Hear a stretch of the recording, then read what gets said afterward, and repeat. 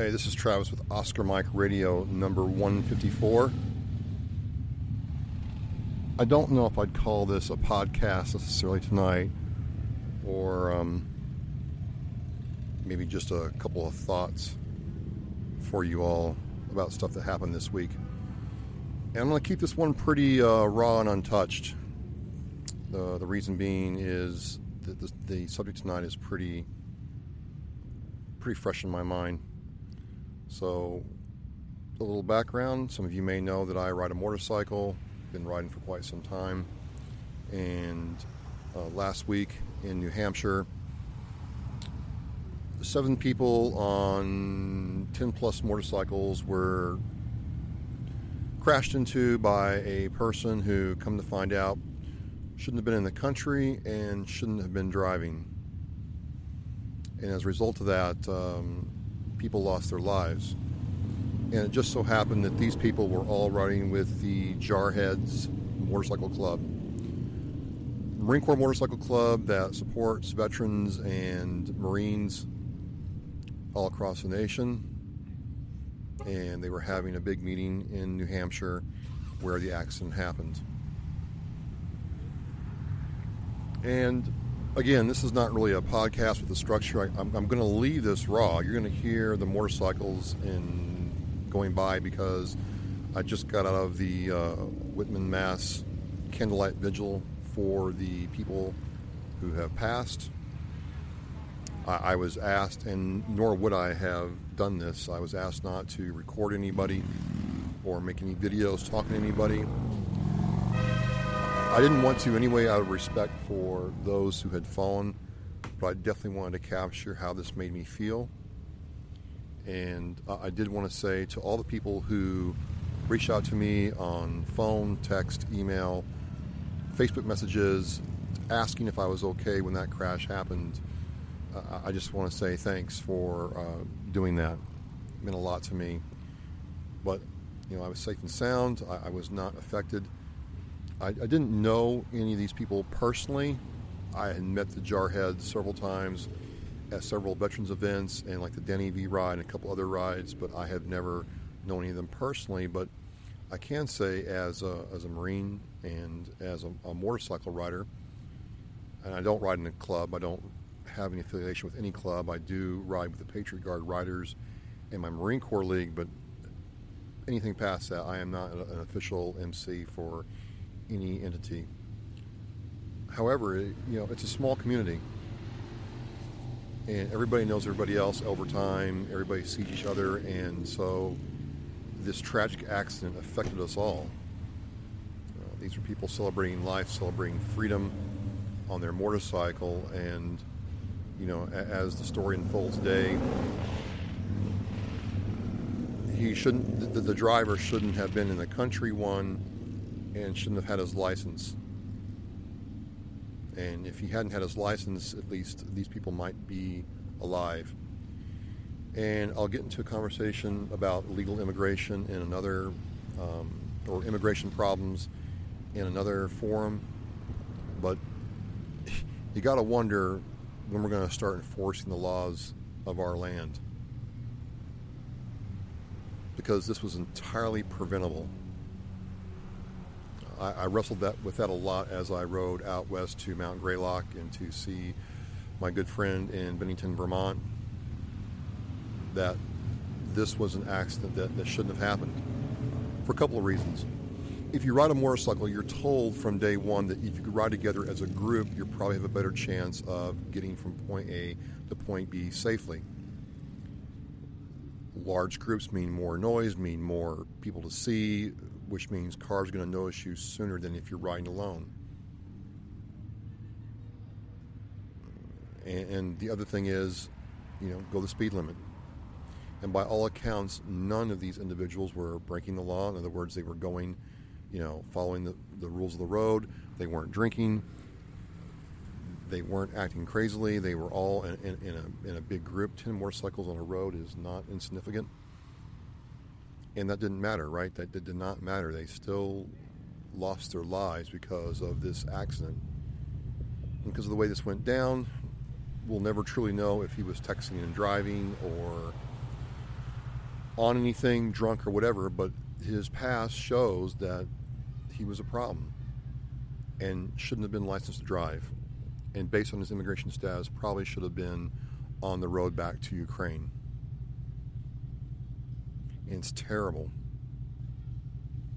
I just believe that as time has come on, it's not getting safer to ride. I ride, and I love to ride, and I try not to think about the dangers, but the fact of the matter is cars have become so cocooned and so shielded from outside forces, much guys going by, that people don't have to pay attention anymore. They've been dumbed down. And a truck like that 20 years ago would have had a standard transmission and a couple other things to force the driver to pay attention. And that's no longer the case. So something terrible happened. 7 innocent people lost their lives. People who served their country lost their lives. And fellow Marines and fellow motorcyclists lost their lives. Just terrible. And, you know, this podcast, this set of thoughts that I have tonight, again, I'm not really structured. You will notice that I'm not going to spend a lot of time or effort into massaging this and making it sound all pretty and tight and good. No, I kind of want this to be raw because I'm not really feeling, you know, I'm feeling myself, but I'm not really feeling myself when it comes to, you know, enjoying this part of my life. There have been several times in the last almost 30 years that I've been riding where, you know, I could have lost my life or been seriously injured, and for whatever reason, you know, I haven't been, whether through experience, skill, or, you know, I'll say it, it's not luck. It's the big man upstairs, the Supreme Commandant, God, you know, making sure I walk away from an accident. But I love the ride, I love the feeling it gives me, and I love the community. Hang on. There's like 14 motorcycles like 100 yards away from me, all Harleys. My bike's not that loud. So, when this happens, you think about the dangers, you think about the risk, you think about what's going on, and I decided that even with all these feelings, that I should ride this weekend, and I did. And then tonight, like I said, I'm in Whitman, Mass. I'm in the town park for Whitman, just down from the Whitman VFW. There was a candlelight vigil and get-together for the Jarheads Motorcycle Club, and there had to be easily 1,000 motorcycles out there tonight.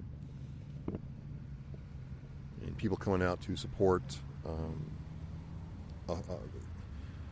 our fellow brethren, and all kinds of solo riders like myself who aren't affiliated with anybody, the Buffalo Soldiers, the Golden Knights, the Blue Knights, the American Infidels, the Veterans Motorcycle Club, the Marine Riders. I could go on. I mean, tons of people coming out to support our fallen.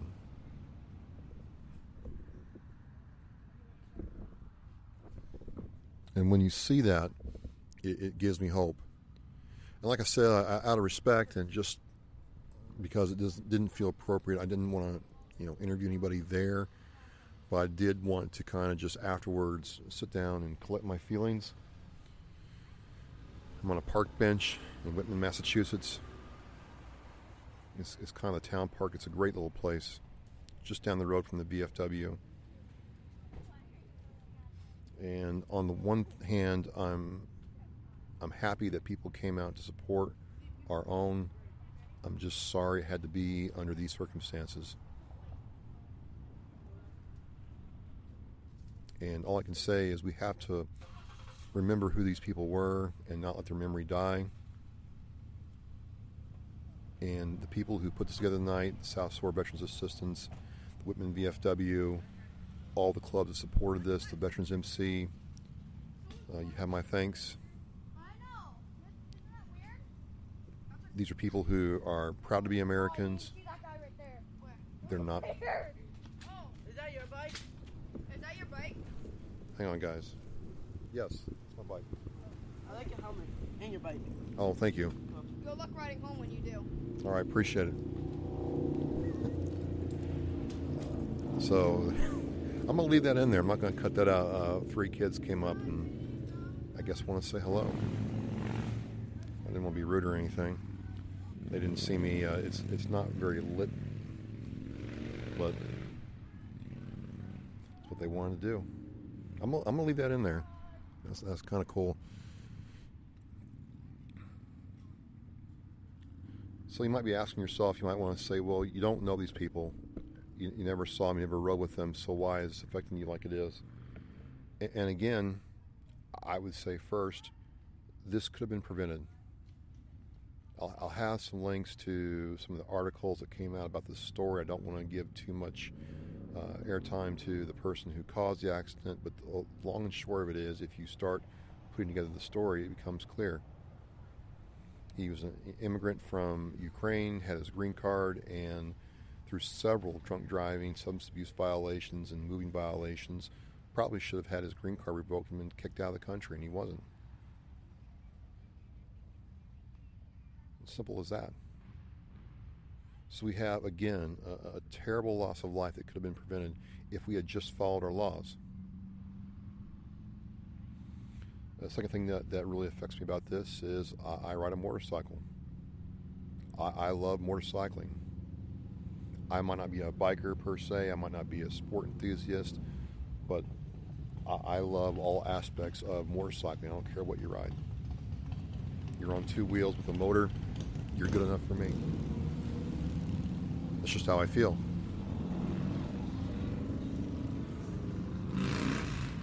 And we pay taxes, we pay excise taxes, we pay for inspection stickers just like people in cars do. And I feel we have just as much right to the road as anybody else. And you in your car texting your phone is a threat to my life. And that's kind of why I try to ride the way I do. When I tell you I'm getting up at 4 o'clock in the morning to go for a ride, it's not because I want to get up at 4 o'clock in the morning. It's because I want to avoid all the traffic that comes out around this town at 9 o'clock in the morning, going to Dunkin' Donuts to get their coffee. Hang on a second. And last but not least, I mean, most people killed were Marines. They all served their country like me. They either went to Parris Island or San Diego. Most likely Parris Island, they're from around here. I went to San Diego. We also, I'm going to leave it in there. I'm not going to cut that out. We all took the same oath to serve. We all walked in the yellow footprints. We all shot the same rifle range. We all learned how to drill. We all learned to do the same things. We all were riflemen first, whether we served in combat or not. And tonight we really underscored the very important fact that, you know, these people are my brothers and sisters. And when something happens to one of us, it happens to all of us. And they're gone.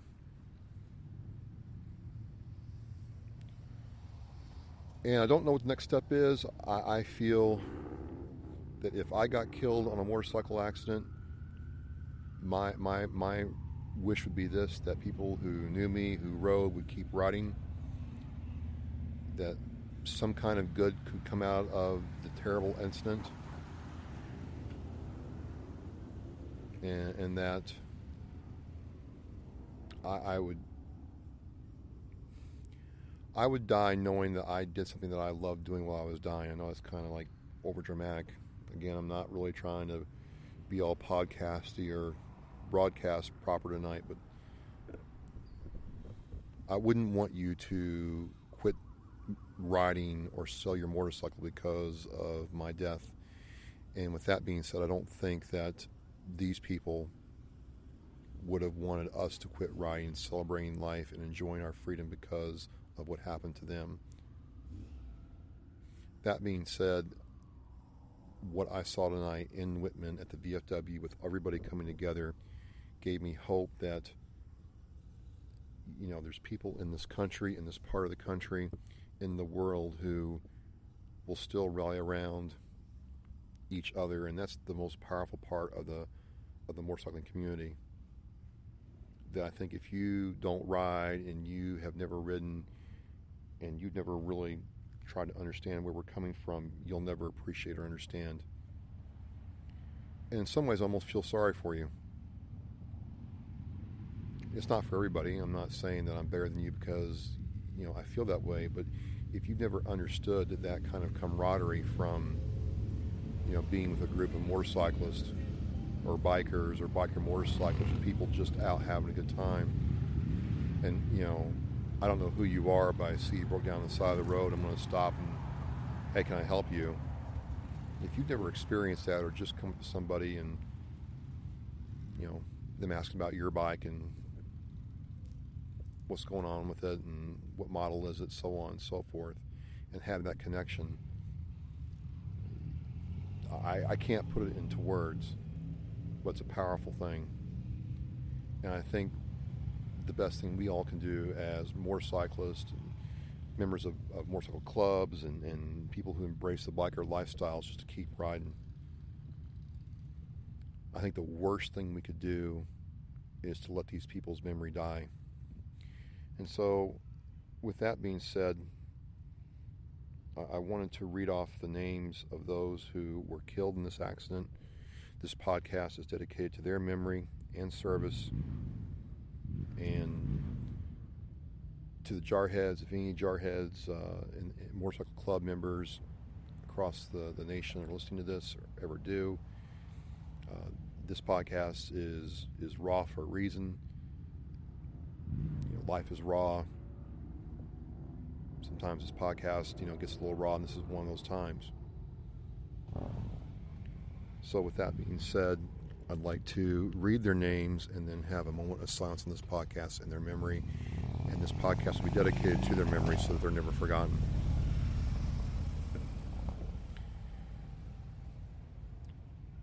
Starting with Joanne and Edward Core. Michael Ferrazzi.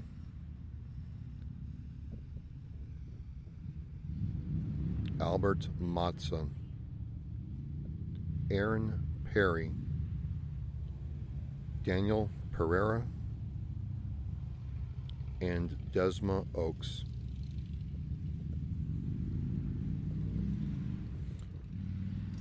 I hope the Supreme Commandant has given you your duty belt and assignment to guard our gates in heaven. To the families who are suffering this terrible tragedy at this point in time, you have my heartfelt condolences. And wherever I am, whatever I can do to keep these fallen brothers and sisters alive, I will do that. That's my promise to you all. For those of you who don't ride and maybe didn't serve in the military or both, I just would ask that when you're on the road in your car and you want to get that text or Facebook notification or whatever it is, put the phone down, turn the music down, and focus on your driving. It just might prevent something like this.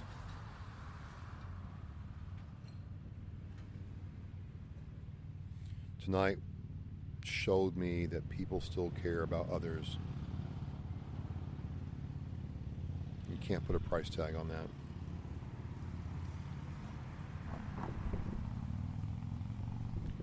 So I think I'm going to end it there. Again, I thought about this and thought about doing it my normal way where I get everything, to do a podcast where I post the sound, edit it, make sure all my imperfections are out of there. And I didn't want that tonight. I just wanted to kind of talk for a change about how I felt. Whether it makes any sense or not, I feel better doing it. If you have feelings about this and want to reach out to me, you can. Just drop me a line on Facebook or Twitter or anywhere. And if you're ever out there riding, see me out there and want to go with me, sure, let's go. Stay safe, rubber down, kickstand up. We're on the move.